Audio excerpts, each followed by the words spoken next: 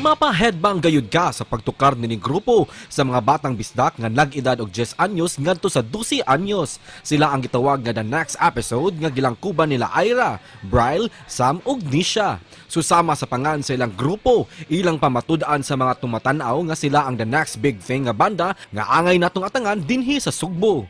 Sa linghod nga pangidaron, dayag na ang kabansay ug kamaayon nining mga batang bisdak sa pagtukar sa ilang tagsa ka mga musical instrument. Karong buntaga atong paminaw ng ilang kanta ug mas ilailahon ta sila dinhi lang sa GMA Regional TV Live. Balik sa spotlight mga kapuso, karong buntaga atong ilailahon kini mga bataong performers. Itawag nila ilang grupo nga the next episode. Baka uban nato sa programa Ira, Bryle, Nisha ug Sam. Maayong buntag the next episode. Kumusta mo? Ug welcome sa GMA Regional TV Live. Una sa tanan, shout out sa atong mga kapuso nga nagtan-aw karon. Buntag! Buntag! Daghang salamat sa pag-uban kanamo karong buntaga. Mamahimo ba nga tagsa-tagsa ipailaila ninyo inyong kaugalingon? Of course, inyong pangan, edad ug inyong role sa banda. Ako din si Ira, 13 years old, and I play guitar and vocals. Ako din si Brad, 12 years old, and play box and guitar. I'm Sean, I play the bass, and I'm 12 years old. I'm Sam, and I play drums.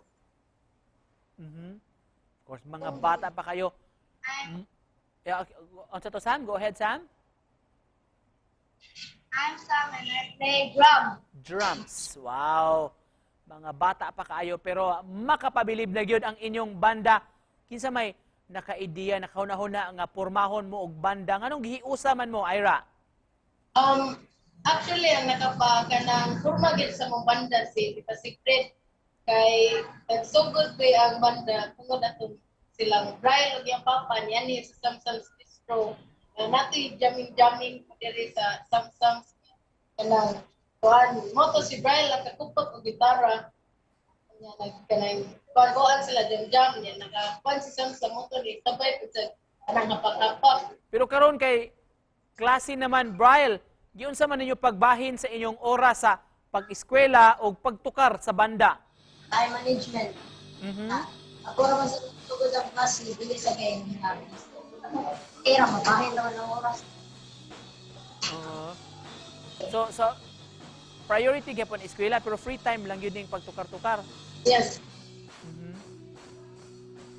Para kay Nisha, nganong gitawag man inyong banda nga the next episode?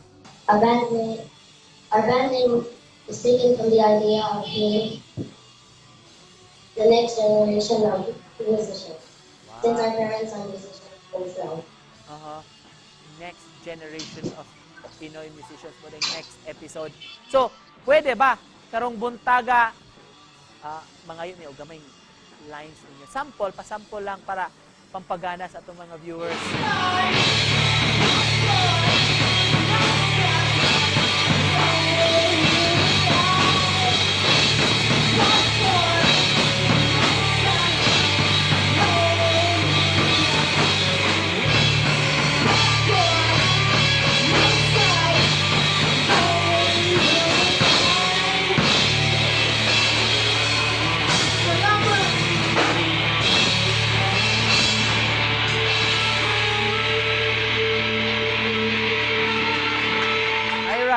Asa man mo pwede ma-follow sa social media para ma-check sab ang inyong mga performances ug mahibaw-an kung unsa pa yung mga umaabot ninyo.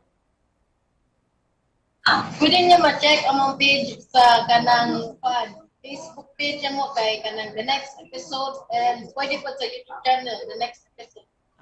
Page. Unsa may genre sa inyong mga music nga tukaron? Rock, alternatives, and pop. Wow. Banana boy. So, ninyong upat wala gyoy murag manggiiwawon, walay dunay stage fright. Performance level gyud. No. Wala. In behalf sa banda kinsa man, either si Ira ba or si Bryle, so may message ninyo sa atong mga kapuso nga nagtan-aw ron. Napay messages sa mga sponsor thank you kayo Music Club sa pagkanang practice. Thank you kayo. Dito Gomer.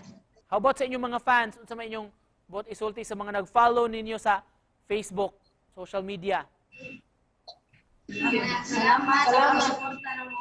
And thank you for like sa page. Salamat kayo Salamat din sa GMA7. sa pag-invite ng mga arang interview. Thank you so much for joining us o pag-inspire sa atong mga kabataan diha nga develop palambuon pa ang ilang talento mga kapuso. The next episode. Thank you so much. Thank you.